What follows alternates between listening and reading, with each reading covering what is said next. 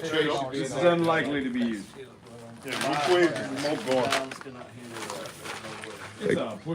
They can see you. They can see you. It's the live. You don't need to censor yourself. Keep talking. Hey, everybody got quiet. We got a sense of song. We had some really deep combos. TJ, Is it auto? you already live? It's in the tiny chair. Yeah. Oh, I am. are you going to explain to the people what we did earlier today? Like, you planned out this gazebo shot and all the green screen we had to put up. Oh, yeah, it was a lot of work, man. Yeah. Bob's not here at all. He's actually. Yeah, Bob is a figment of our imagination. Yeah, I'm still in Chicago. Sitting inside of his multi-million-dollar studio somewhere in Los Angeles. Yep. That we paid for somehow. Good evening, everybody in the chat. So I don't know how long we're going to live stream tonight because I invited some brothers over to fellowship, and it has multiplied, which is wonderful. I'm happy to see everybody here, and so we'll hang out with you guys for a little bit, and then we're probably going to hang out with us for a little bit. But in the meanwhile, you guys know the drill. PG-13 show. Don't be a dick. Be nice to each other in the chat. No excessive swearing. That's my job, not yours. Ask your questions in Shalom, Roger Rabbit Hole. Ask your questions in all capitals. That doesn't mean I'm gonna answer it. It just means there's a higher likelihood that I'm gonna see it. And we figured we'd play an interesting game tonight, Pass the Tripod. And so if you ask a question, I'm like, oh man, that's a Brother Matt question, we're gonna give it to Matt. If I'm like, oh, that's a Brother Bob question, we're gonna give it to Bob, so forth and so on. So, Richard G. Talent, roger that, sir. Do you guys see the tweet from the Selective Service yesterday? Odd timing. Yes. Oh, hold on. I have somebody for that. Here, pass that to God. Yeah, tell me about Hey, make sure you double check that locking nut there on the top before we have. It'll be just catastrophic failure. Then they'll see the screen. We saw that crap. Well, actually, I did not, because my helpmeet, which is going to be somewhere here in the chat, Miss Lovely Dudley, she was doing her tickety-tock thing and said, hey, do you see this crap? And I was like, what is that? Oh, if you're not going to go in the draft, they'll just have you be drafted into FEMA doing security or firefighter work once we get nuked. So that's the basic intel that we have so far. Watch me take over FEMA. Yeah. That's the worst idea I've ever heard. Go ahead, draft me. So let's see how that goes. Remember though, if a nuke happens though, and you got to go into your bunker, you need to wear your mask and social distance. Oh yeah, hey, 6 feet. Got to be 6 feet. Oh,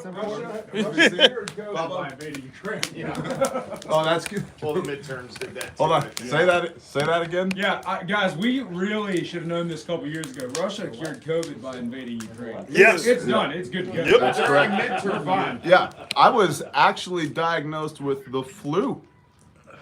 That's The flu. Yep. Yeah. It's back. It's back. That's a conspiracy. You can get flu now again. It's don't forget your hand sanitizer. And I won't be getting the vaccine of nothing. No, I'm not into medical experimentation. Wait, are we allowed to say COVID on the internet now? I without don't getting know. It's B-worded? friggin' YouTube, which is just whatever. Bear in charge of FEMA, best idea ever. Hey, Susan, I appreciate that. Like when we go do grindstone stuff, we do it way better than FEMA does, and not just us, but there's a lot of NGOs that do it way better than FEMA does. FEMA sucks shit at their job.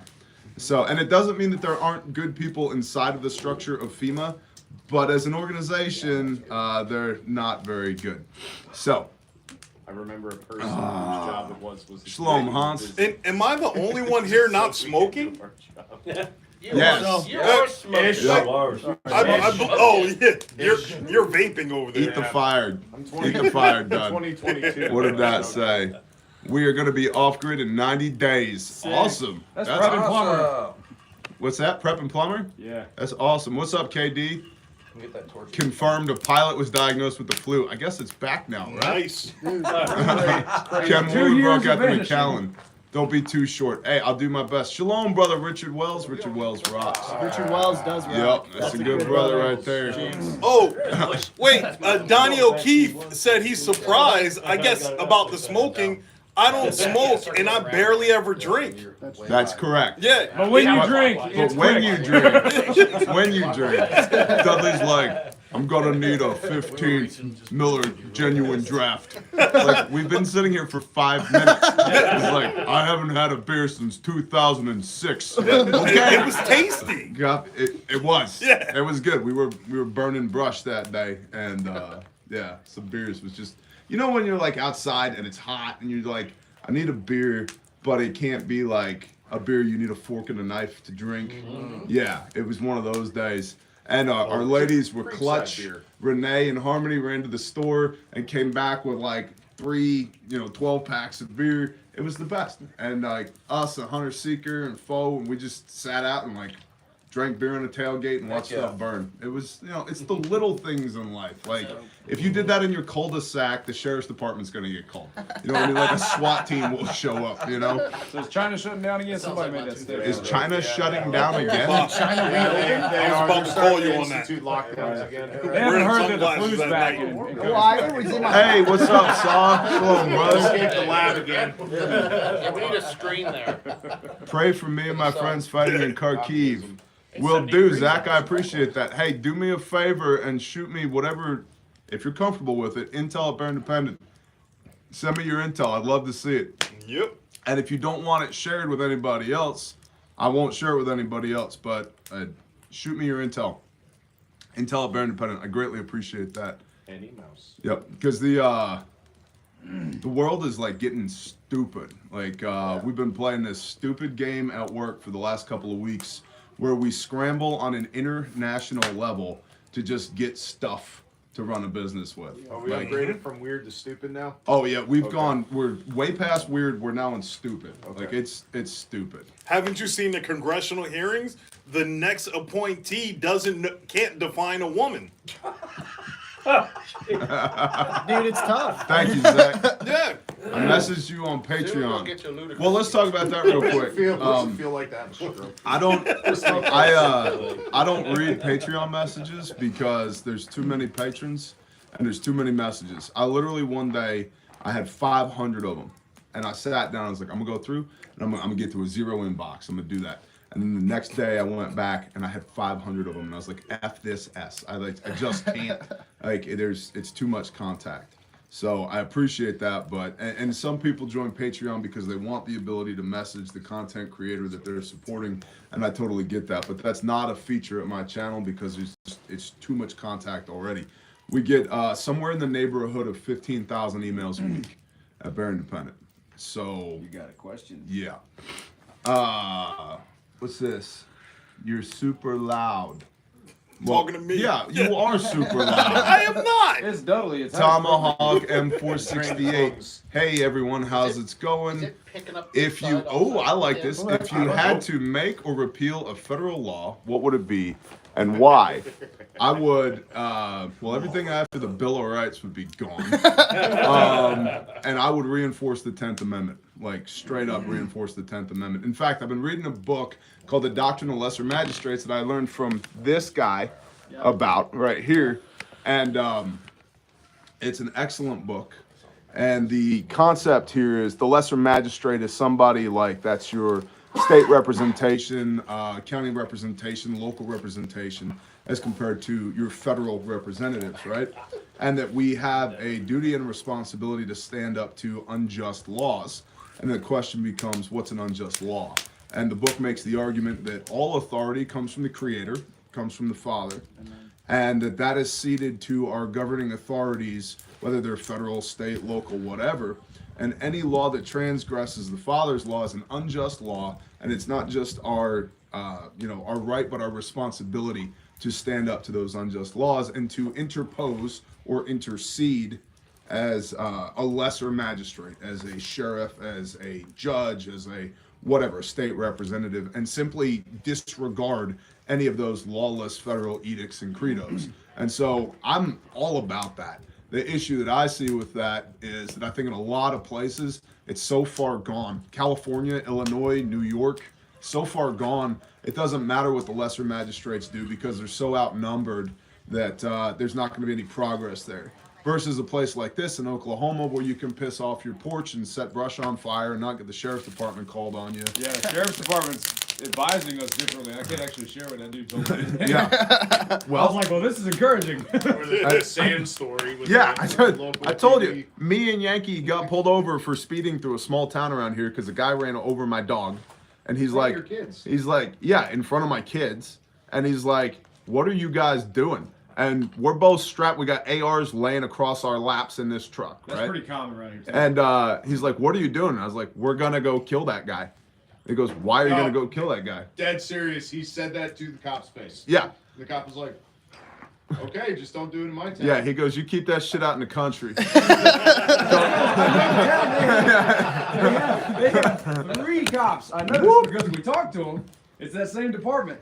We went by there. We were going to try to get them kits. And I was talking to one of the guys like, hey, how many officers y'all got so we can try to, hook y'all up? And he said, we have 3.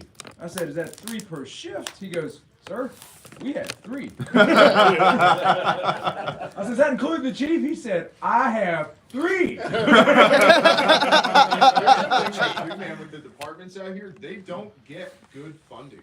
Like, No. they don't. Like They the don't, sheriff's departments, like the deputies, man. I'm not gonna put out a number out there, but it's like It I ain't make much. more. They're funding the citation. Yeah. it's, Well, it's bad. and that's the other thing too. And I don't mean this at all against the sheriff's department, but we got more brothers under this gazebo right now than the sheriff has deputies. Yep.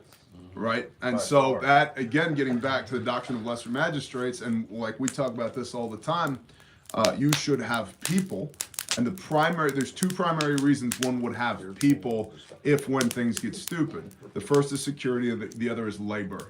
Right? Because many hands make light work, and sooner or that all later, day. you gotta sleep. Right? You need people.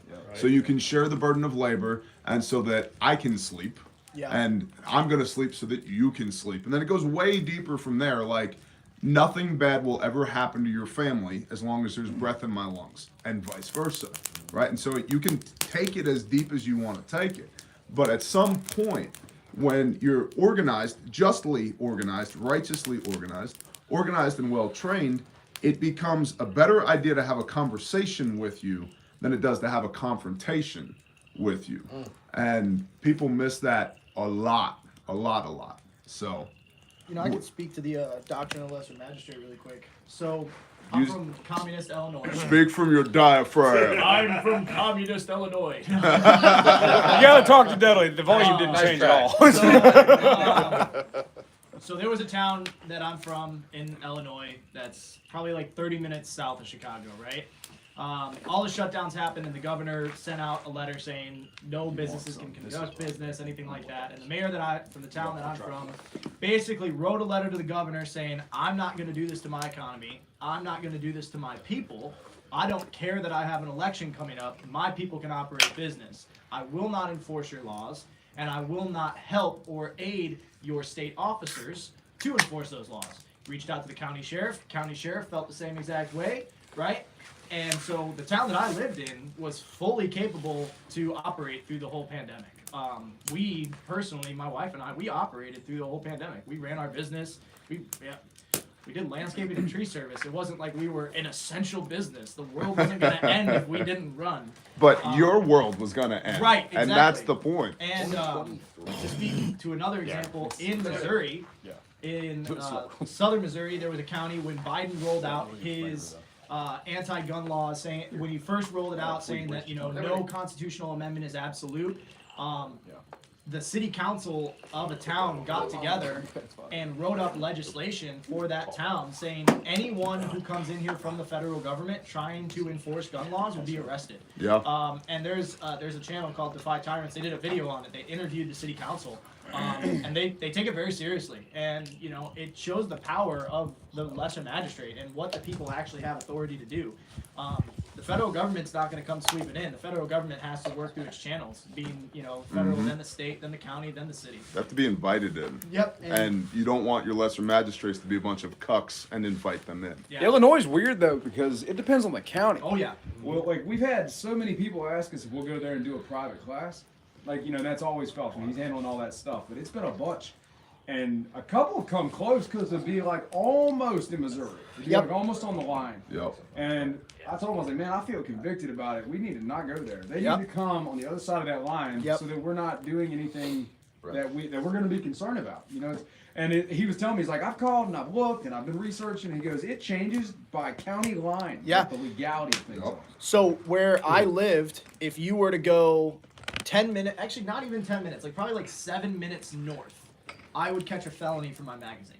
Yeah. And it's just that odd. And so you have to be like, it's so weird because you have to watch your rights and you have to know what your rights are and you have to be confident in that to operate inside of those parameters. And my suggestion to you as a dude who's come out of for my people is don't operate in those parameters. Yep. Like get out of Babylon. Yep. Leave Egypt. It's not cool, bro. It is a state felony in Oklahoma for a state or federal officer to enforce any gun control regulations that go against the Second Amendment.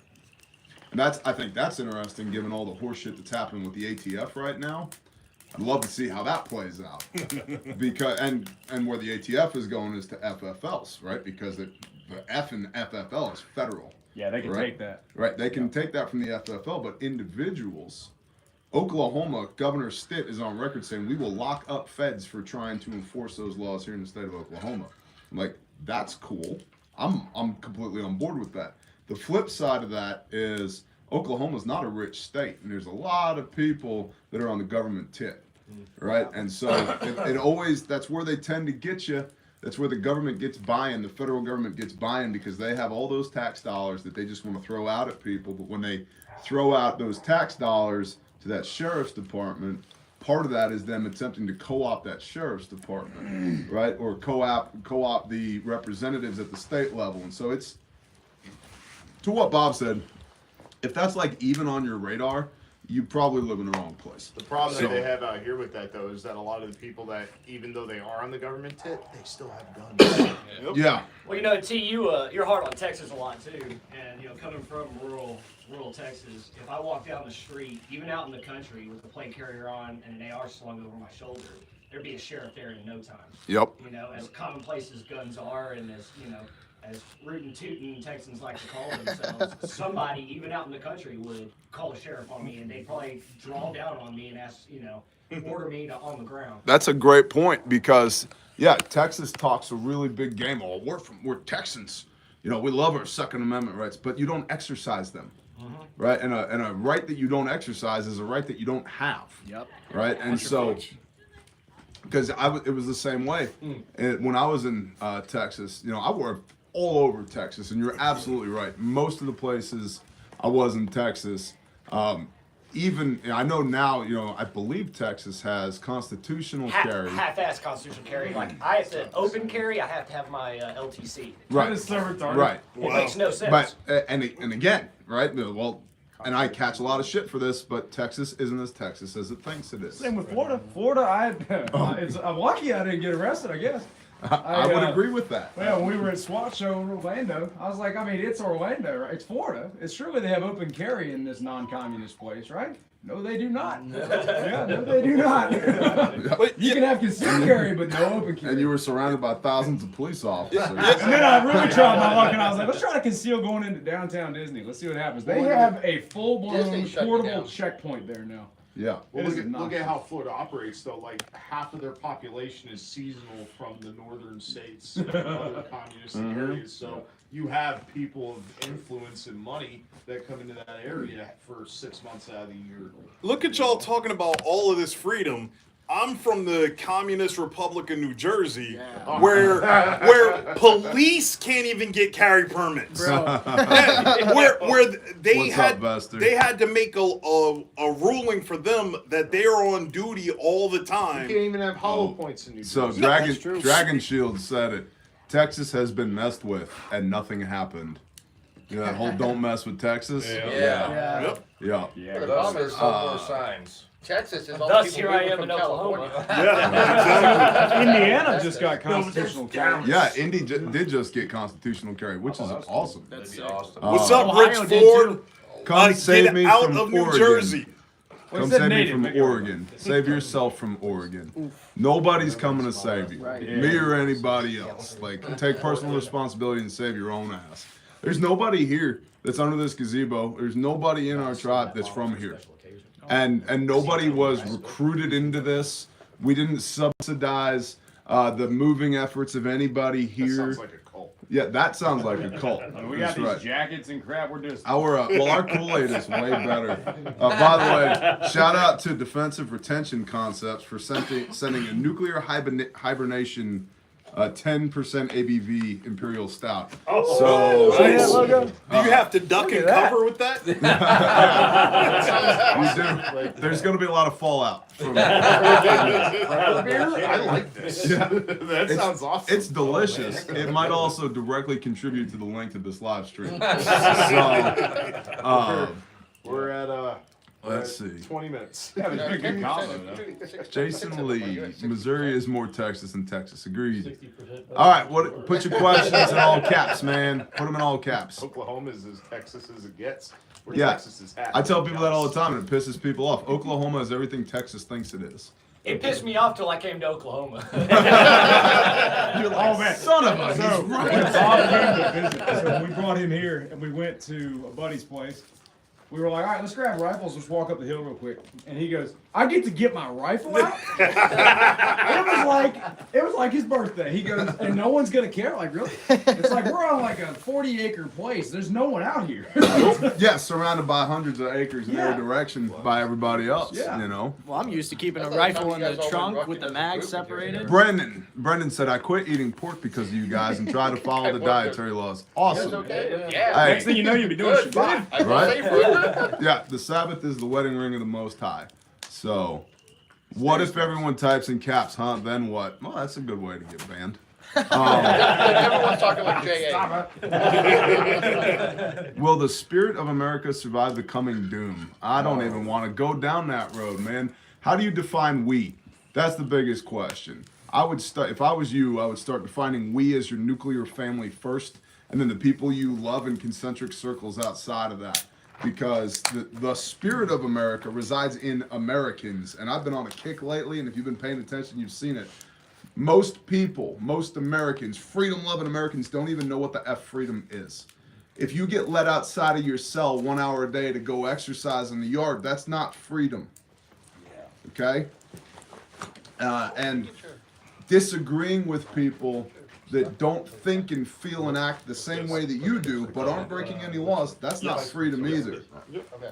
So, I would go. spirit of America, let's work on spirit of you. Spirit of your family, the relationship you have with your wife, the relationship you have with your kids, the relationship you have with your brothers and sisters, the relationship you have with the creator of the universe, the productive things that you do every day. You nail that shit, then you don't need to worry about the spirit of America. That's it. He needs to go. No, it's people asking about pork, and I'm responding to them. It's not food. How big do I need to make a chicken coop?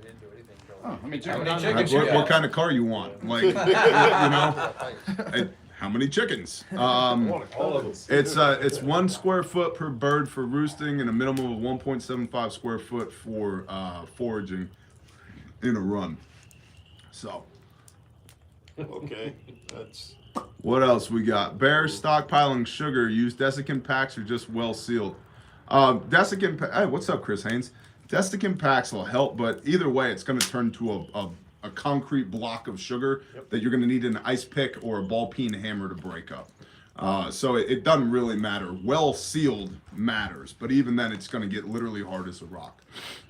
But if you have to do that, you won't care at all. Yeah. You'll just be happy to have some sugar. Hey, that's a good point. You want to say that again? Yeah, if you have to break open your packs of sugar, and you're not gonna care if you need a hammer to do it. Exactly. You're just gonna be happy to have some sugar. So. I don't know anything about those kids right there. Same thing with I've salt. heard of them. And you can Oh, crank yeah, it back up. Yeah, I mean, it's not like Yeah. Or you can dissolve it down too. Yep. Some water. Yeah. That's a good point too. One lump or two. Sounds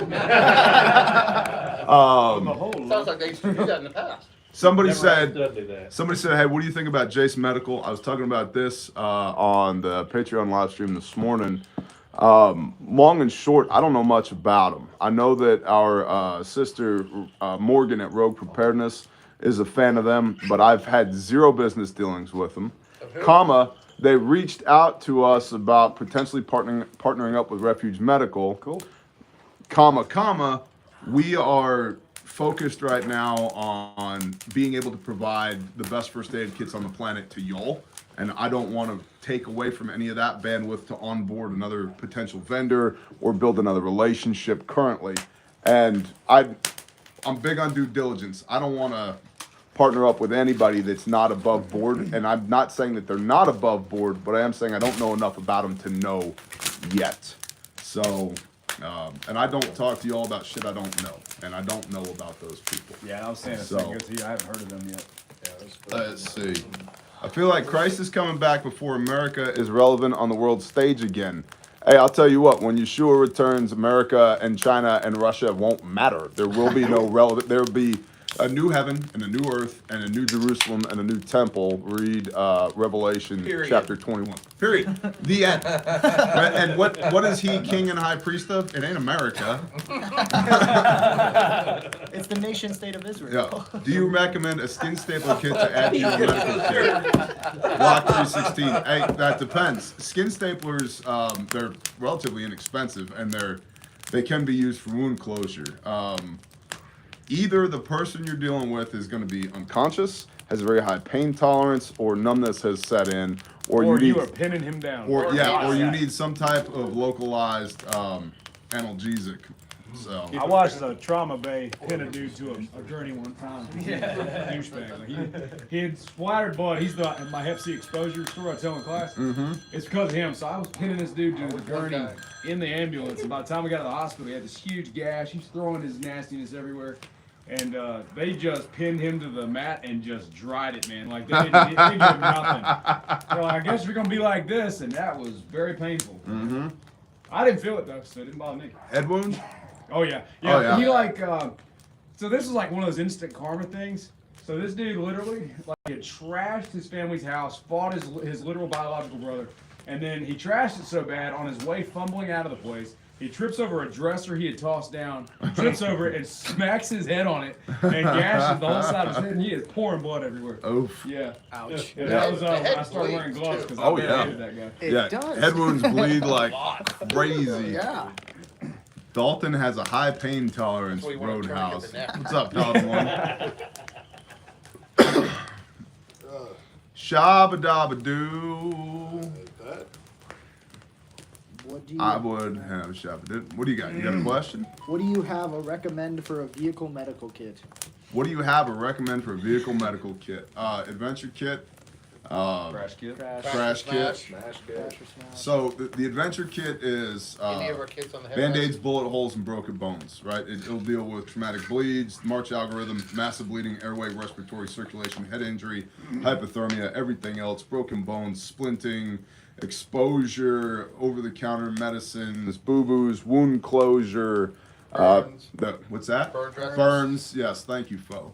It'll deal with all of that. And then the crash kit is basically that plus a bear fac inside of a Pelican case. So It's pretty sick. So they're awesome. The stabilizer. Yeah, cervical collar, C-spine collar, and a crash kit and a smash kit. So yeah, and then at a minimum, I'd have something like a bear fac in the car. And if you have first aid kits in your car and you're going to mount them to hard points inside the car, mount them at the dash level or above. And the reason for that is that in most wrecks, below the dash becomes impinged, right? The car crushes in. And so that's why I keep tourniquets up on my my visors in my truck, so I can get to them. They're right there, right? And a lot of guys will mount a kit on the back of the headrest, or they'll mount it on the oh shit handles where they can get at it because it's above the midline of the vehicle, because the midline of the vehicle is usually what gets crushed, and if your kit's below that, you might not be able to get to it. That'd be a real damn shame to have the thing and not be able to get to it, you know. problems. And if it's in the So- car, get an orange one. Oh yeah, say that again. Yeah. And if you have it in the car, get an orange one, because if you want someone else to go and grab it for you, you tell them, hey, go grab that orange thing in my car. Yeah. Yep. Orange thing on my visor. Exactly, because they might not know what a tourniquet is. Well, and honestly, we run into that kind of an issue with just jackets, as an example for that. So a lot of us have a similar color of jacket. If we all put them on the chairs, and I'm over at your house, and I'm like, hey, would you all grab my tan jacket out there? It's too generic, and that's kind of what he's talking about. You need something that stands out real bad. Yep, a differentiator. Yeah. And that's the thing. If there is an innocent bystander, if there's somebody standing there, and we talk about this in Responder Yeah. 1, give people jobs. It's a big deal. Right, it's a big deal. And so you say, go to my truck and get the orange thing off of the visor. Yep. They don't have to know what a Cat Gen 7 tourniquet is.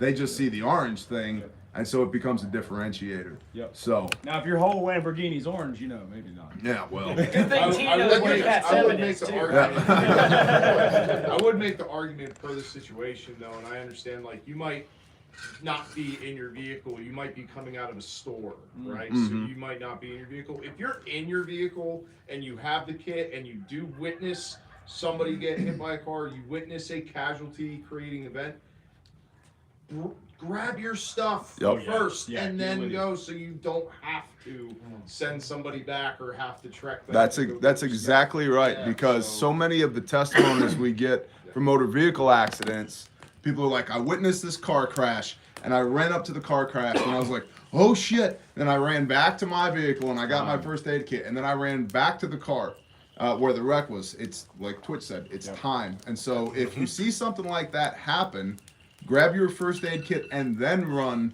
to what the problem is. If you don't need it, cool, put it back in your vehicle. But if you need it, you're now holding it in your hand. How long soon does as it they take can for a eat. bleed out before you can't come back? Oh my You're gosh. talking about 2 minutes or less, and it depends. Yep. If you've got one arterial So- wound in your leg, maybe it's 2 minutes. If 30 you got to more than 45 one, seconds is a big deal. Yep. Yeah. It's a big deal. Yeah. Well, and that's the thing. If you have a completely severed femoral, you can lose enough blood that you lose consciousness And now you're dead. in 45 seconds. Right. that's right. And there's 0% chance you're doing self-aid when you're unconscious. Yep.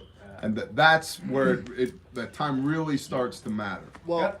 and also around the 40-second mark, you then enter the transfusion phase. Where you're going to do a transfusion, and for all of us SHTF preppers or anybody who's thinking about that, like if an emergency would have to happen to where you're separated from the large-scale medical system, if you need a transfusion, you're in a rough spot. Yeah. Unless you have some really experienced, really educated, and really well-equipped people to give you that transfusion. Hey, I'd And- like to hit on this in a second once we get through this. Yeah, Bone tactical. give me one moment.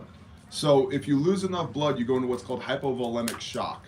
Which Okay? is part of the March algorithm. That's correct. It's part it's part of the March algorithm. We discussed that in the responder series classes at Refuge Training as well. And hypovolemic is just big fancy words for you don't have enough volume of blood. And when you don't have enough volume of blood, there's reversible and irreversible hypovolemic shock. And the space, the volume of blood in between reversible and irreversible is 1 liter. And so it doesn't take very long to go from reversible hypovolemic shock, meaning we can get blood back into you, and not fluids, because fluids will they will raise your blood pressure back up because there's more volume inside of your veins, but they don't carry oxygen. And that's what blood does. Blood carries oxygen, right? So we can get blood back into you if you're at reversible hypovolemic shock, and we can keep you from dying. But the moment you hit irreversible, and it's really quick, it's a liter of blood. Take a 1 liter water bottle and dump it on the ground and look at that. It's that much blood is the difference between reversible and irreversible. Once you hit irreversible hypovolemic shock, your internal organs start to die. And once that process begins, if right now, we know this is happening, and we start pumping you full of blood, and we get you in an ambulance, and while we're putting you in the ambulance, we call forward to the hospital, which is only 7 to 10 minutes away, and there's a surgeon on staff ready to go, that you come straight through the door, go right past triage, and go immediately into an operating room, you have a 50-50 chance of survival. Yo. Over a liter of blood. Yep. So, all of this to say, have a fucking first aid kit. There's a reason we get passionate about it. Because it's not a game, man. It's not a game. You don't get redos in life, and that's something we get on a lot in class. Real quick, Ehud Sword was asking, any training in Kentucky? If you go on refuge training sites, other than private classes that are not listed because they're private, any training this year is currently posted. Yep. So if you go on there and you look, if you're interested in that, all of them are posted. So pick the one that's closest to you if that's the thing. Wow. It looks great on you. It looks great. Good job. Gonna throw it in the fire. Burn it. Yeah. Do it. It's going. Okay, there it goes. Oh my gosh, she's burning an animal. Okay, so yeah, we should talk about Bone Tactical. I like that question because me and Phelps spent 2 straight hours reviewing that dude going to Dallas one time. Okay. We watched several videos by him. We were picking it up, like watching body language, all this stuff. We watched a couple people review him. I like it. And in my opinion, and I don't know the dude, and there's no doubt he's done some stuff. In my opinion, Bone Tactical has a less than reliable testimony. There are too many things when we were listening to his personal testimony from him on video. When we were listening to that, too many things didn't add up. There were too many gaps, stuff that didn't make sense. The way he described things, it didn't line up. So to me, he's hiding pieces, and I want to know what he's hiding on that. That's where my mind goes. Yeah, as compared to, if I ask you about the stuff that you did leading up to, coming here or anything, it's pretty linear. You don't have to give me every minute of your time, but at the same time, it doesn't make linear sense. His does not. Well, and another thing that happens is if a really good way to jam people up is asking the same questions over and over again. Yeah. And see what kind of answers you get over and over Yeah, we again. talked about that last night. Interviewing people. Yep. So, I got former law enforcement brother right here. It's kind of like ingrained in you at this point. I don't even mean to do it. Yeah, well, I've seen you inadvertently interrogate people. Yeah. And That dude in that gym that day, that one was weird. Yeah. Yeah, in New Mexico. In New Mexico. Yeah, this And dude walks in and he's definitely watching. I got no ill will towards the kid. He might even be watching right now. But yeah, something was up. Well, he goes over and he was in like jeans and a hoodie in the little bitty gym. Didn't make any sense. We're in New Mexico desert. Yeah. It's hot. That didn't make any sense. He had a zeet I swear I saw, and that's uncommon. And then he went over on your side and was kind of like corner of his eye glancing at you, and I'm on the treadmill watching. You're on the bike, and I'm like, what is up with this guy? He's apparently not a gym goer. Yep. We all start somewhere, so that's just one piece of the total pie. But he goes and he starts doing like air squats with his blue jeans on. I'm like, it just doesn't make sense. And then finally, I got off the treadmill and I go over and I grabbed the weight and I was like, hey man, we know you? You definitely recognize him. He's like, he didn't tell me he didn't recognize him. He didn't say, he's like, I don't know who the freak you are. He didn't say that. So like the lack of what he said was indicating there. I was like, yeah, I mean, can we do anything for you, man?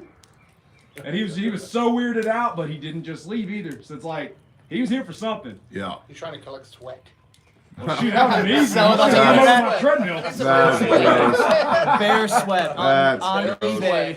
Well, I don't know so if Twitch can eBay. turn it off either, because I told him me and Bob were swapping stories on the roof earlier, and I'm like, yeah, we're talking about the bad stuff we've done, and Twitch sits down me, oh, what kind of bad stuff you've done? But you don't have to I answer. noticed that. Alright, And then he was let's like, talk okay. about it. See, for me, it's like, Okay, I like what hearing, else? for us, I like hearing the testimony. Me and Jody were doing that, Yeah. and it wasn't about me trying to nitpick that. It's like, No, I love hearing what yeah. the Father's done to everybody. Yeah. I But see- enjoy sharing the I testimony think too. PJ does the same thing too.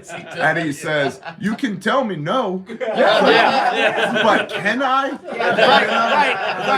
Right. You got these laser beam Yeah. blue Yeah, steel eyeballs. PJ knows It's they ain't not there yeah, if you want. yeah. Telling you no is still telling you Well, it's something, crazy because you know? Twitch will pull out the notebook. He'll pull out the notebook.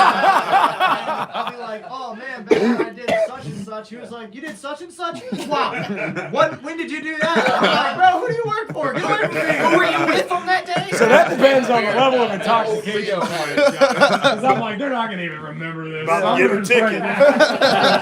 I think they tell me the same thing next time I ask them. Yeah. Got down a quick note in my leather bound. Yeah. I'm like, Dudley's right. I'm about to get a ticket. Totally even said during that. He's like, yep, Twitch is whipping out his ticket book. What is a good thing to bring up in a group is one starting a mag, preparations or efforts to joint goals. Okay, Donnie O'Keefe is starting a mag. He's having his first meeting, and he wants to know what should they talk about at their first meeting. Who wants to take that question? Oh, I'd like to start. Okay, Jason's got that. Can we I would- pass the tripod over to Pass Jason? Pass the tripod. I got it. All right. Hello. Hello, YouTube. So one of the common problems I always seem to find when I was about to. Twitch, you are a cop. My goodness. I've had one beer, officer. On private property. Yeah, on private We're on property. private property, it's not public. I'm not armed, no. One of the common problems I find when trying to find other people is finding unifying moral values. So when we're addressing problems that come up, or when we're talking about future problems that might happen, what is going to be the decision making and what foundation is there for addressing those issues? So I think one of the most pertinent things that you can talk about is what is everybody's beliefs. And you might find people that are uncomfortable to talk about that, and if they are, that might be a red flag. They may not need to be part of your Yeah, group. they may at not that be point. part of it. If they're not comfortable, sharing who they are and what they believe, then they may not be good to be around you.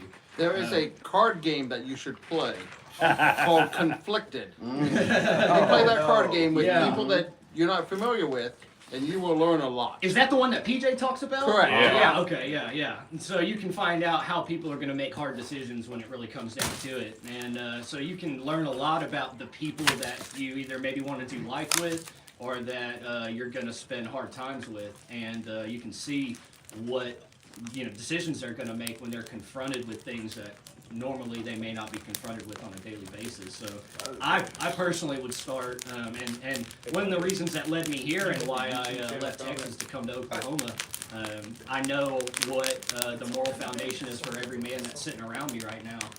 I know that if a situation were to arise, we have a common belief system where we're going to address the issues in the same way. We all play by the same rules, and I think that's most important. You can start there, and you might find out who you do or don't want around you. We talked about that Common today. moral values. I want to add one thing to that. That's it. That's around. Got it. Great answer. And it's very similar to what you said, and I just want to add to it. You need to have a realistic mission and purpose, right? Like the one that we have here, to serve the Father and to maintain a state of normalcy for ourselves and our family during time of crisis, right? Like, if you don't have people that are going to be on track with the overall mission of what it is that you're trying to do, then they're not even worth pulling any further after that initial meet. Do you agree with the mission of what it is that we're trying to do, or do you not? And if you don't agree with the mission, bye. Won't see you again. Well, every group, company, family Hang on. needs a mission statement. Say that again. Yep, brother. go again. Every group, mag, family, tribe needs to have a mission statement. Define that mission statement and live by it. And that's what you need to do. Don't waver. Don't waver at all. Hang I on. agree with that. Here, I'll bring it let me- back let me to you. see this. I appreciate that, brother. Yeah, man. Look at you. You took Dudley's job doing the cameraman. He's doing the blue wrench thing. I can't do it. He's schwacking people with the blue wrenches. Dudley's trying to get Bob new subscribers. I'm trying to get Bob. Sure is. Hey, that's good. Bob's cool. Go subscribe to Bob. I'm subscribed to Bob. I mean, what does that say about you if you're not subscribed to Bob? You know, just, Sam's like, hey guys, we're doing dude stuff. I don't know we're doing dude stuff. I thought that was Sasquatch coming in before lunch. Battle dog. That's a good boy. Yeah. So, Oh no, put that away. The loads, bro. So then he jumps over here at me after you say that. to the points that my brothers made, mission statement is a really good point to make there, because you don't want to be arguing over what the mission is when you're trying to perform it. And mission statements should be something that can be summed up ideally in one sentence, maybe 2 or 3. But they should be very basic. Like, I define preparedness as perpetuating normalcy for the people that I love. That's what I'm trying to do. Hey, what are you trying to do? Perpetuate normalcy for the people that I love. as normal as things can be when the world's going sideways, that's what I want. Sometimes you have to shift what your normal is, though, because Well- if it's living in a high-rise apartment, that's not going to work. I If agree you feel with like that. you're waving away from that, go back to that mission statement. Well, that's the You gotta thing. constantly go The back to that mission statement is the guiding light of what we're trying to accomplish. And it also greatly assists in decision making. Because if the question is, should we do this thing or should we not do this thing, does it support the mission statement? If it doesn't support the mission statement, why are we doing this? That's a really good question to ask. And if it does support the mission statement, how does it support the mission statement? And then, okay, it does support the mission statement. This is how it supports it. Now, how are we going to do this thing, right? And then you look at like Refuge Medical, to save lives while in service to the Father's kingdom and experiencing the abundance of His provision and blessing. Gee, what do you guys do here? Right there, it's up on the wall. That's what we do here. Every kid goes under that door that has that banner. That's over top. exactly right. Every single first aid kit passes underneath that banner that hangs on the wall before it leaves the shop. experience, I don't know if I can share this, but you don't need to on the camera. 2 different people want to be distributors for us. Yep. One of them's like, you mean I can't get 30%? I can't make more money? The Yep. other guy goes, I just want your kids to help save lives. I want to put it in the hands of people to help save lives. I'm like, you're gone. Okay, we're Yeah. going to work with you. See you later, 30% off guy. Yep. The guy that wants to save lives, you're our people. Well, that's something that And, you hired me it's with. it's worth pointing out what Fo brought up. We had 2 different people that inquired about distributorship. One person was like, I need a minimum of 30% off so that I can make money on this deal. The other person was like, I just want to get your kits into as many people's hands as possible so we can save as many lives as possible. I don't have 30% built into the price of my kits. Okay? I barely have 10% built into the price of my kits, and I pay the people that I love out of that 10%. And so I get really worked up about this because everybody wants to argue price with me over something that's made in America, guaranteed forever, exceeds military specification, and has saved 35 lives in the last 2 years. You guys go buy whatever the F you want. I don't care. But you're not going to come argue quality and price with me. There's not a better first aid kit, and the proof is in the pudding. There's no 30% markup on our stuff. Are you kidding me? 30%? We'd be having this conversation from my yacht right now. Instead, we're in the woods in eastern Oklahoma under a gazebo that me and Mike Borg built with chainsaws. Okay? So, there's not 30% markup on our stuff, and there's a reason for that. We charge a fair price for an excellent product. And we don't want to partner with people that want 30% off the list price so that they can make a buck or two. I'm not here to make a buck or two. We're here to save people's lives. What is the mission statement? To save lives while in service to the Father's kingdom and experiencing the abundance of His provision and blessing. Yes, His indeed. provision and blessing, not 30% off so I can make my own provision and blessing. His provision and blessing. Man, And somebody's he got a good provided idea. bless. Somebody says we need a bear coin with the mission statement on it to get proceeds for cable pounds. That's a good idea. That, We what's the gotta name? get the badass admin on. Larry Bear Engine One. His company, Blue Mark Lasering, did our grindstone coins 2 years ago. Maybe we could talk to him about making that happen. I like that. That's a good idea. Tinfoil said the Adventure 2.0 kit is absolutely amazeballs for what's included in it. Can't beat the quality, don't understand the protestations over price points. Tinfoil, I appreciate that, man. People that think My Medic actually is good. Yeah, you know what? That's the thing. If you're price driven, go buy a kit from My Medic. And as you're bleeding out on the ground going, how do I use this thing that's not a tourniquet?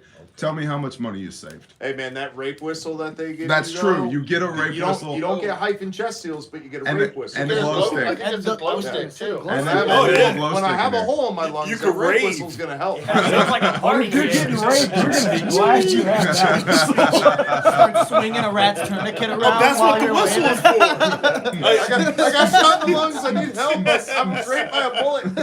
It penetrated deep. Oh, my God. Oh, boy. But for real though, Oh, that rape is my bad, medic. and We those don't like people you. should You know- be you know properly what's dealt crazy? with rock pile. It's, as more people come here, sales go up. Just to match. Man. Uh-huh. The people Hey, that- that's the Father's blessing right there. Y'all's badass. Dude, Jason, I Jason can't Lee's wait just to ordered run five around things shooting that about are it.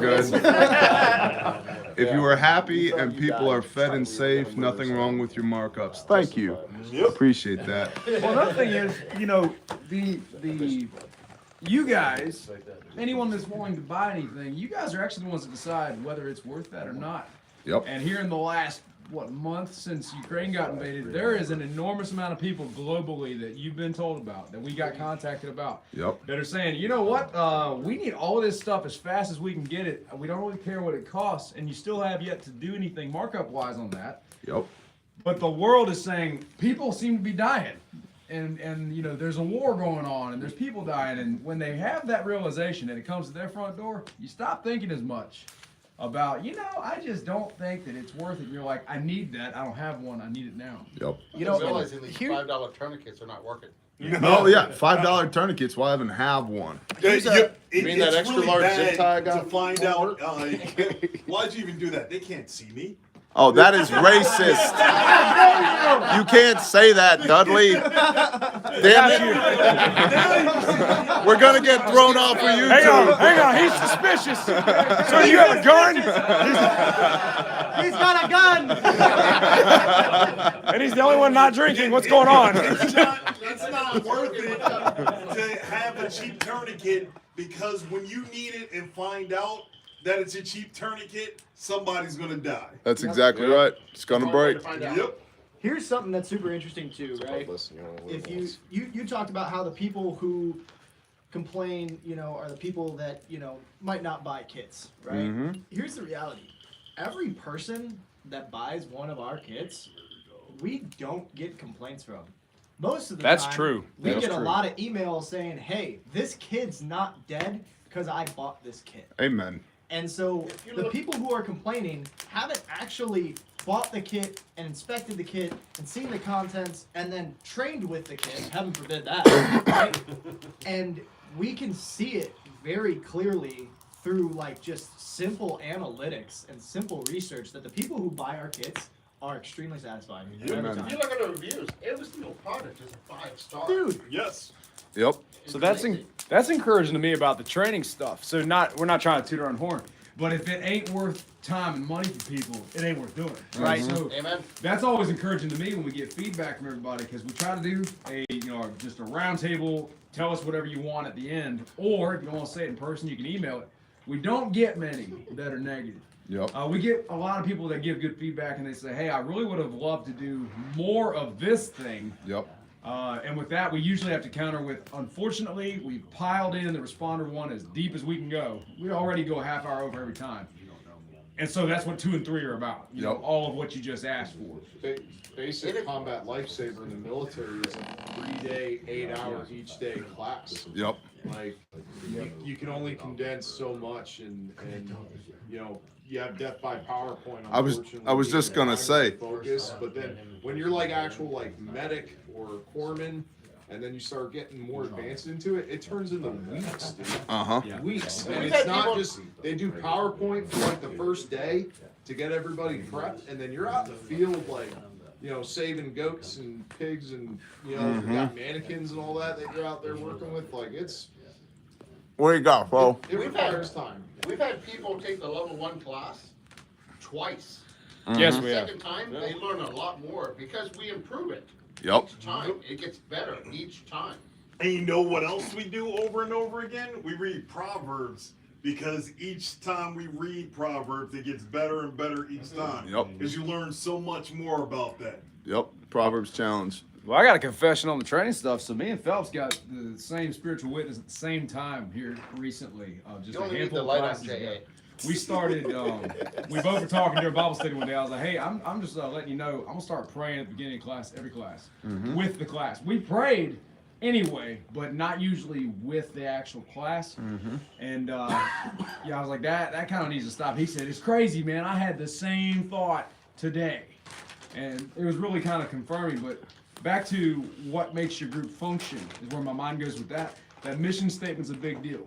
So to me, when we start the class with that kind of a note, it's like, let's just get it out there what our mission statement is.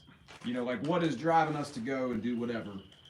And let's make sure the credit's given where it is. And then we also ask for the protection, because you can get hurt doing some of the stuff. So every class that I've taught, I've prayed over. Yep. And the reason, well, like you said, there's good reasons. Yep. There's never a bad reason to reach out to the Father, I think, as long as it's done in earnest, right? Like yeah, we're not trying to make a show out of it. Yeah, your will be done. You know, like, you know, please, Father, let me win the Powerball. It's like, that's probably a bad prayer. Yeah, probably. You know, but if it's, hey, let your will be done, we're going to try and do some stuff that's going to put a smile on your face. Now, we'd appreciate your blessing. That's a good prayer, right?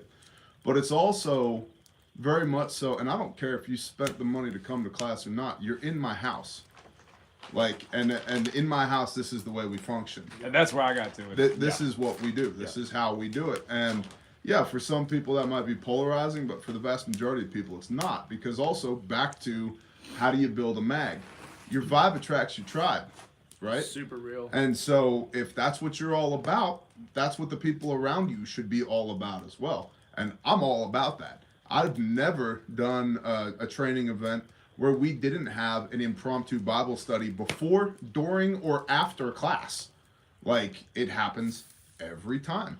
And, you know, obviously we teach the curriculum. Yep. But we've broken out the Bibles a lot on lunch. Well, we're definitely living that life on mission, man. Amen. And I like the way you put that, as life on mission, because it's a thing. And we're blessed that we get to go all across the country and do this stuff. And it's encouraging to me, too, when you guys are like, hey, when are you coming to insert random city here? You know, it's like, that place was not even on my radar, but okay. Like, if we need to do a class at Random City, USA, so be it. And it's really encouraging to me. You know, it hit me like a ton of bricks last year. At the end of the year, we trained 1,100 students with our training division last year. And I researched that number with Phelps, Stalwart Peacekeeper, because I was watching a video from James Yeager at Tactical Response. And he was like, we've trained 1,134 people this year at Tactical Response. I was like, damn, that's a lot of people. Yep. And I went and talked to Phelps. He's like, yeah, we trained 1,100 people this year. Like, okay, our first full year in business, traveling all across the country, we trained as many people as Tactical Response that's been in business for 20 years. That's badass, you know? And What's cool is those 1,100 people, how many people do they interact with on a daily basis that are now protected and possibility of being saved in a crisis? Like a righteous infection. And that's the whole point of the Responder 1 is force multiplication. That's why you keep your trainer kit. That's why you get the course material. So when you leave there, you can go train the people that should have been there but couldn't be there or wouldn't be there. So I listened to Coast to Coast and Ground Zero before I lost my job due to the COVID. Okay, that's a great conversation. I don't know why that's in caps, but I appreciate you for letting us know that. What other questions we got, people? Well, you know, TJ, there's something that I think you can't necessarily cram into a first aid kit, but that y'all still add into the classes, and that is a great relationship with the Father. And, you know, y'all are preparing people to, you know, try to save people's lives, but sometimes, you know, you just can't. And having that spiritual fitness to, you know, steal the term from John Correa, is that, you know, is that relationship that's going to see you through after the tourniquets fail and the chest seals fail.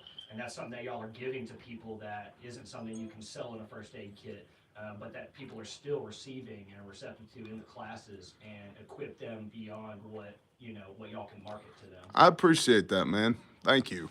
You know, a super cool stat between us and y'all, because many of y'all have donated Bibles, we've given away 4,200 Bibles. Hallelujah. Yeah. Here's a fun fact. That's awesome. Bob right here is a recipient of one of the, actually two of those free Bibles for my wife and I. Before my wife and I started keeping the way, we were tired of the King James Bible and the contortion that happened inside of it, the rearrangement of books, the not using of the name.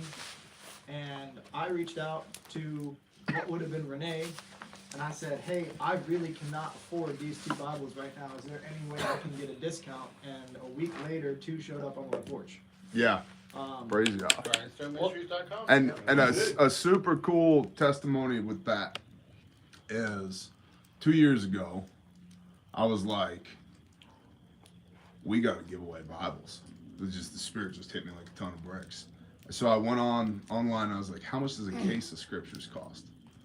There's $214.80. And I was praying that night. I was like, all right, Father, I don't have $215 for Bibles. I don't have $215. But you put it in my hand, I will order a case of scriptures to give away. It's $214.80.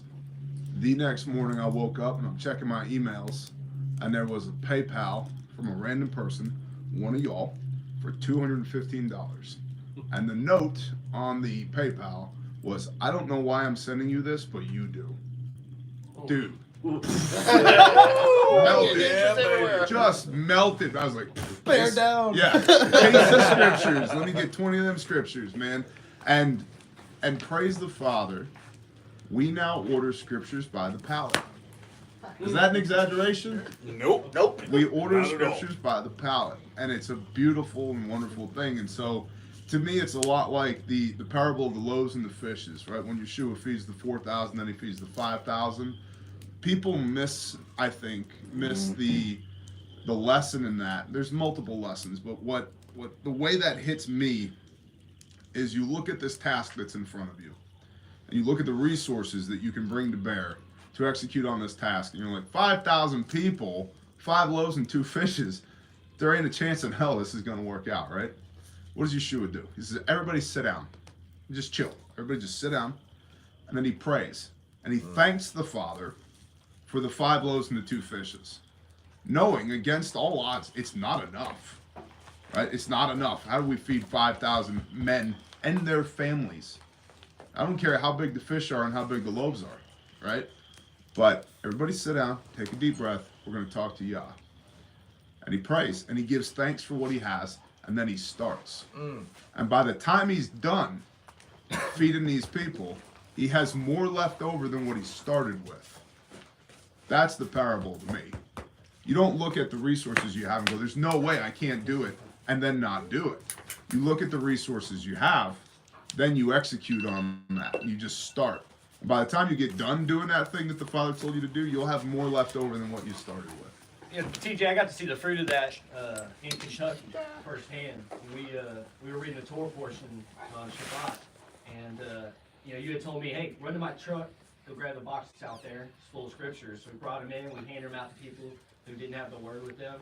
And after we got done, we're standing outside, and another volunteer who had come, he asked me, he said, hey, you think I can get one of those Bibles? And I said, hold on a second. Now I walked back into the firehouse, and coincidentally, there was one copy of the scriptures laying on the table. Brand new one. Somebody left it right there. And I grabbed it, took it out there to him, and guess what? Now he's keeping Torah. Praise Yah, man. Praise Yah. Yep. It's just that it's just little coincidences. And that's the thing, right? Like if you're looking for the Father, you can see him in everything. If you're not looking, you can't see him at all. Right? And it's like everything's just serendipity. It's just a coincidence. It's just the way it worked out. And it's like, what takes more belief? Believing that it's all a bunch of happy accidents, and I get this because a lot of us broken egotistical men are like, there's no way the creator of the universe would love me enough to do that for me.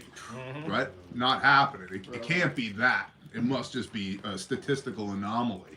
It must just be an accident. Right? Negative. No. He does love you that much. He does care about you that much. He does want to provide for you and protect you and bless you that much. He wants you to see his fingerprints and everything. But if you're not willing to see those fingerprints, you never will. I'm just gonna give you some light. Oh, thanks, brother. I appreciate that. TJ, Raging Skittles asks, why not the King James only? Oh gosh. Well, here we go.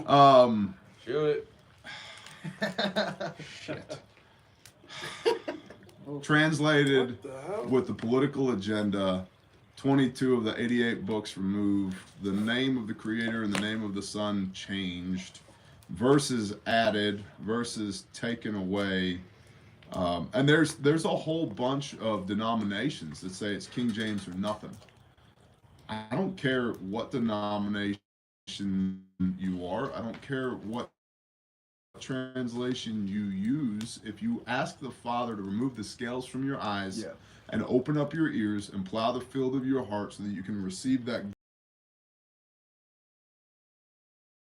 King James for all the reasons just stated, and I like the scriptures. That's the name of it, because it's almost like if there was a guy here and his name was Joseph, right? And the better I got to know Joseph, you know, one day he's like, hey man, you don't have to call me Joseph anymore. You can just call me Joe. My name is Joe. And he reveals to you his name, right? And so for me, the deeper I went with my relationship with the Father, the deeper I went with my relationship with the Son, the more the word God doesn't, you know, the name of Messiah, it's a point of contention. For example, talk about being a poor witness. There's many Jews that the prime reason they reject Messiah, Jesus the Christ or Yeshua HaMashiach, is because there was a census done.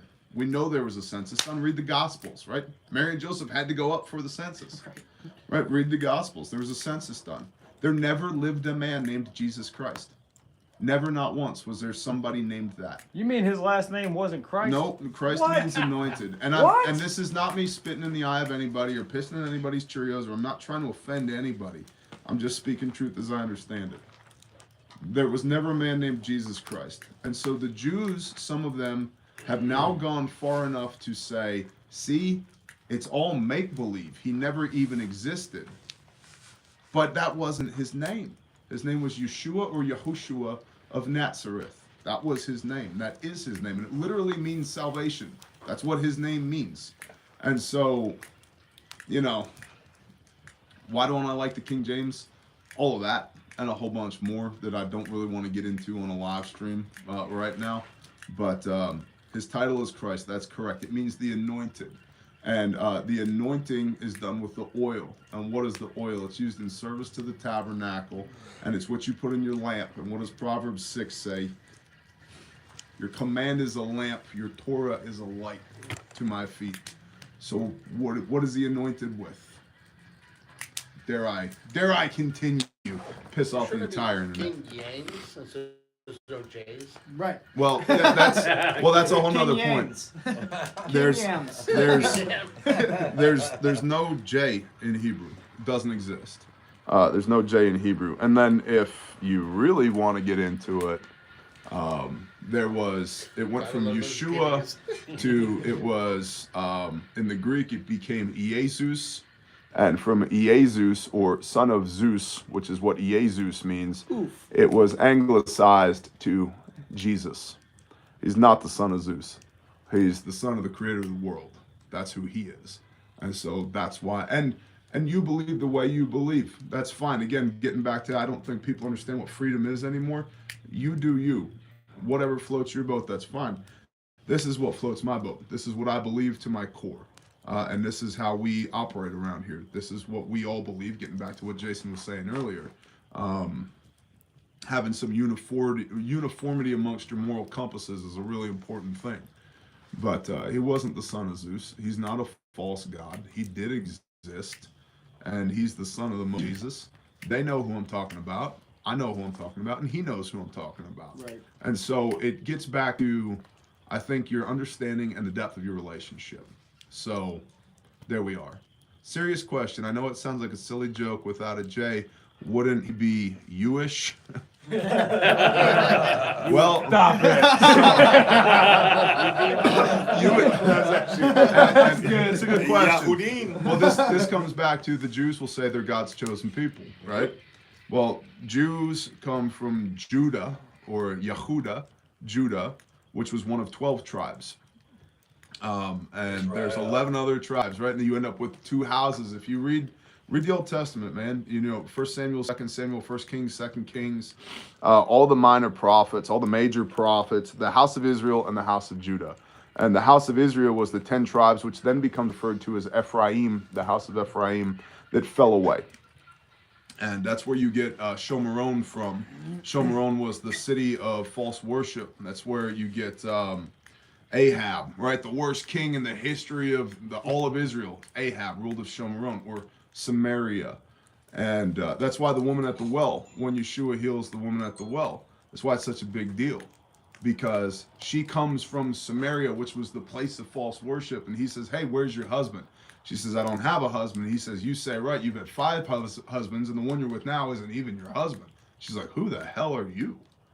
And he goes, hey, give me a drink. And she says, yeah, but why would you, a Yehudi man, a Jewish man, ask me, a Samaritan, for a drink? And he says, if you knew who was talking to you right now, you'd give me that effing drink, because I would give you the water of life that you'll never thirst again. And he ends up ministering to her, and she runs into Shomeron, which is this place of false worship, and starts preaching, and people there of the 10 tribes, the lost house of Israel, are converted to belief in Yeshua, which he himself says in the Gospels, I come first but for the lost sheep of the house of Israel. And if you look at Yeshua's ministry, it was to the lost sheep of the house of Israel, those 10 tribes, and while rebuking the Jews as well for the religion that they made out of the Father's perfect law. And then after Yeshua is taken back up into heaven, Peter has his vision in Acts chapter 10, and the gospel starts going out from there. And then you get Shaul of Tarsus, aka the Apostle Paul, who becomes the apostle to the Gentiles, and that's where you get Romans and Galatians and Ephesians and Colossians and all those epistles from. Yeah, I'm on a tangent now. Thanks, brother. Did it. Yeah, all that to say, you call him. Let's start with call him. Ooh. Right? Start with that. Call him. What you call him will be based upon the relationship you have with him. And the deeper you go with him, I truly believe, the more he will reveal his true nature to you. And if what you call him changes over time because your relationship with him changes over time, so be it. Praise Yah. It's a beautiful thing. So Matthew 7 comes to my mind. Matthew 7? Yeah, Matthew 7:21. Master, have we not prophesied in your name and cast out demons in your name and done many mighty works in your name? Truly I will say unto them, depart from me, you who work lawlessness, for I never knew you. So. You did not keep the commands of my Father. Yep. If John chapter 15, verses 9 and 10, if you love me, keep my commands as I have kept my Father's commands. There's no way. That's the New Testament. Yeah, that's what it says in the Gospel of John. But T, that's so mean. It's so burdensome. The Old Testament was buried on the cross. But it says in Revelation 19, he shall shepherd them with a rod of iron. Ooh. Well, and you gotta admit, what we do here is really hard. Well, that is true. The burden of the law is incredible. So the fact that we have to sit here right now and do this is insane. Twitch's wife made us super dope chicken pasta, and my wife made us like hand-kneaded rolls today. Right. I was like, oh, the burden. Don't bring up those poor oppressed women. Yeah, those poor oppressed women are awesome. Yeah. You guys got fed? It's my turn to eat. Spin a sheep over a fire. And tell me how difficult it is. The guys who came to men's retreat, I thought that was really cool. For a lot of those guys, it was the first time they'd ever had a sheep roasted over a fire. Oh man, that was awesome. No, that was like the best tasting sheep I've had. Yeah, that was a 2-year-old ewe too. So Dude, like, it broke me. Yeah. Heard the shofar for the first time, and then the sheep started to get roasted. I'm like, dude, I'm going down. That was better. That was better than the homemade Kentucky Fried Chicken in Kentucky that I was literally crying over because I was expecting to be eating cans of soup off the side of my truck in the cold. James Connor said, I wish I was you, Mr. Bear. I'm trying, man. It just never seems to be good enough. And all my friends are dead or moved away. Keep trying. Keep going. Keep pushing. And be you. Be you. Yep. And God, one of you's enough, bro. Be you. Well, I like to tell people. Father, be you. I like to tell people, let people feel the weight of you. And that means like be you. Be all the you that you need to be. And here's the deal. You're not good enough. I'm not good enough. None of us are good enough. Right. None of us are deserving. Period. Yeah, like that's where the Father comes in. That's when you're like, I don't deserve this, and yet you blessed me. That's called thankfulness. And then you say a prayer of thanks. And you say, I know I don't deserve this thing, but I need this thing. That's called intercession. And then you pray and you say, Father, I know I don't deserve this, but you're merciful. and I need help, whatever that might be. And it comes back to that relationship and that conversation that you have with the Father. And yeah, you're not enough. If you were enough, you wouldn't need an intercessor. You wouldn't need a Messiah. Newsflash, you do. We all do. Every one of us does. And you're never really alone either. You know, That's it may a- feel like you're alone, but you know, you have the best mag member in the world. You have Yeshua. Amen. It's the best fellowship you can have. I mean, it's what has brought every single one of us together. Yep. And so, you know, you may look around you and you may not see people that make you feel like you have someone, but you always have the greatest mag ever. Yeah. And he's always there to fellowship with you. You know, I like And don't be us. Don't be us. Be you, but be better than you. Be better than us. Is what you need to be. Amen. I love a term, rather a definition I was given one time was, you know, we throw around certain terms, right, in talking like this, like mercy and grace.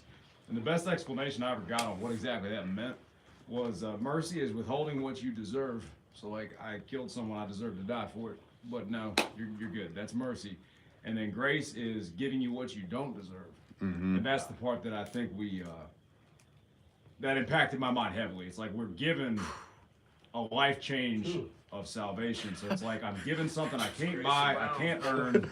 It's like it's I can't do anything well enough to get that gift. And he gave it to me anyway. He gave me what I don't deserve.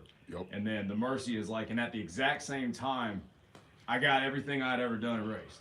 Mm-hmm. I mean, it's heavy.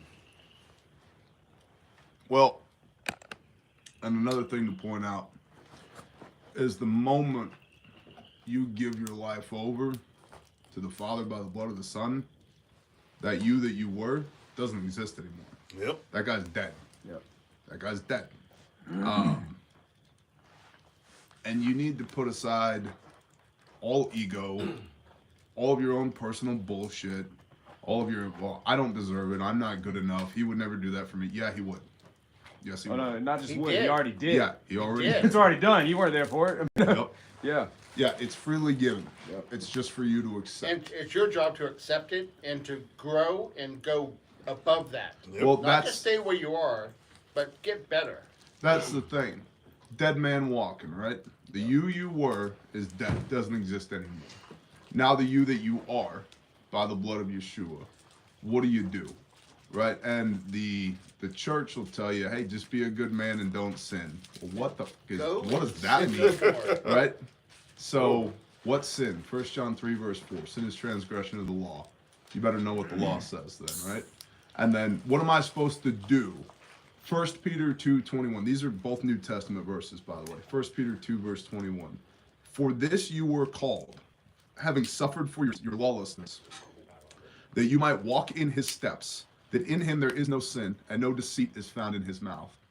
Who being reviled did not revile in return, but committed himself to him who judged righteously, the Most High, who hung upon the timber for your sins.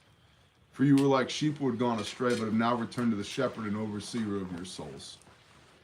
Okay? You were called to walk the way Yeshua walks. And that's dovetailed into John chapter 16. Why do we have the Holy Spirit, the Ruach HaKodesh?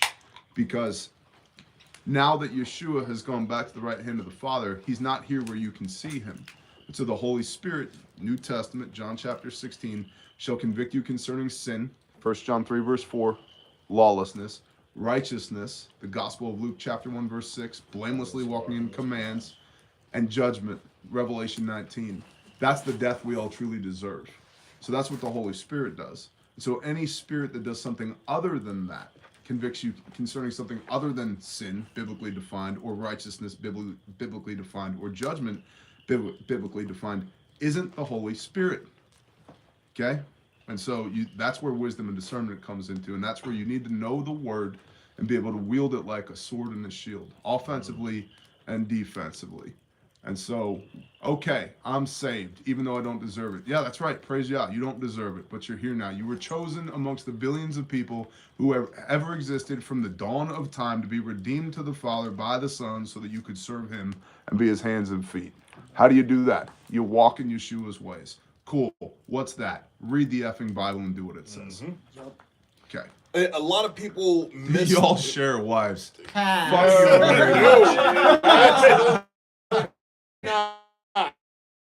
Negative. No. My wife. We're fairly territorial. It was almost to himself. I was like, that's mine. Rod had to think about that one. I was like, no. The cedars are weighing on my brain cells. Question, unlikely as it is, what if the U.S. gets nuked? Do you have a plan over there in eastern Oklahoma? I do, but it's not something I share with all my friends on the internet. So, what's with the trolls tonight? Ehud's sword, don't sweat them. The whole point that we do live streams is to bring the trolls out of the woodwork. They need to come out from underneath their bridges so that we can snipe them from afar and just blow pink mist out of the back of their head. So, with a blue wrench. For legality reasons. Have you seen the moderator t-shirts that I had made? No. You can only get one if you're a moderator. Bro, I need my wrench. I'll get you. They need to change the wrench to a sword. Okay. Yeah. Yeah, I agree. It's a pile of corpses with a dude holding a hammer, the band hammer, standing on top of a pile of corpses. And you can't buy them. You only get one if you're a moderator at the channel. Dudley So- got Wear one that in to like Walmart. 3.3 seconds. Best Cam's fun hot girls and boys video chat. And Dudley schwacked the shit out of them in That's like in- half a second. that's And people are like incredible. There's one guy rebuking that it. keeps posting the same thing over and over about Kamala Harris having time travel abilities. Yeah. That's I'm cool. like, see that that. one's fun to read over and over. What are you on, bro? I'm like, she can't form a sentence, brother. I don't think she's time Do travel. you keep retyping like it? Or those you sneaky copy little it? You getting a TJ. car accident? You're on that Yeah. like medical grade Going back to what you ketamine were or saying what? Best Cam's is best. about being the best version of you, everyone's perspective is different on how they're going to. Oh, thank you for the light. Everyone's perspective. Let the man talk. Come on, man. Turn the sun on. is what can mess them up. If you believe that stubbing your toe is bad, losing your toe would be even worse.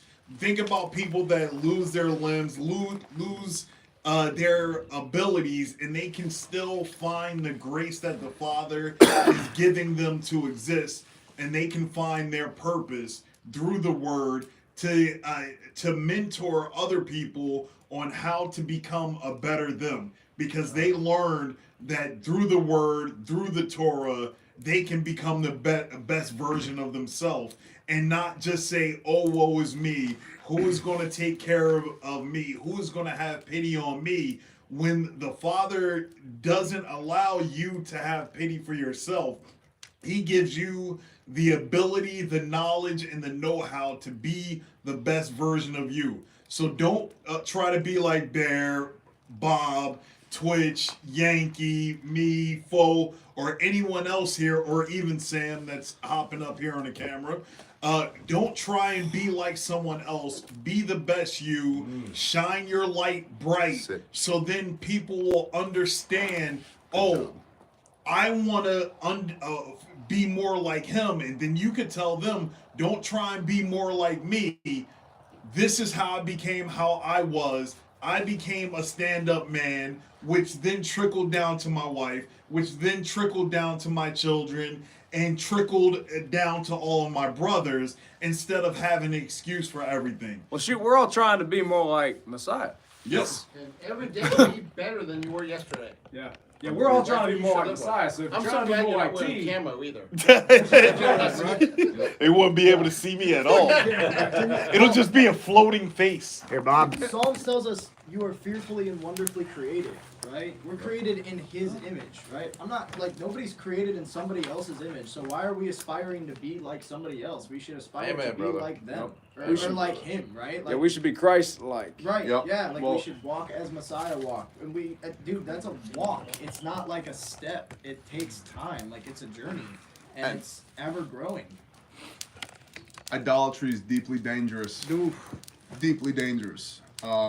I don't know how many times I've said at this channel, don't put me on a pedestal. I'm just a man. And A I big don't. pedestal. What's that? Oh, what? You